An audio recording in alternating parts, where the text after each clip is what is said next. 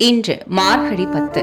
அந்த பரம்பொருள் நாராயணன் உங்க மனசுக்குள்ள இருந்து உங்களை வழி நடத்துறதாலதான் இன்னைக்கு இந்த திருப்பாவை விளக்கம் நீங்க தெரிஞ்சுக்க போறீங்க. விரதம் பண்ணுறோம், பூஜை பண்றோம், ஆனா மனசு இன்னும் தூங்குதா? அந்த தூக்கத்தை கலைக்கதான் ஆண்டாள் பாடுற பாசுரம் திருப்பாவை 10.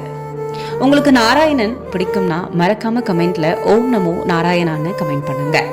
சொர்க்கம் அடைய தகுதி பெற்றவளே, இன்னும் கதவை திறக்கலையா? இது வீட்டு கதவு இல்ல, மனசு கதவு. துளசி மனம் சூடிய நாராயணன் நம்மாலதான் போற்றப்படுறான்.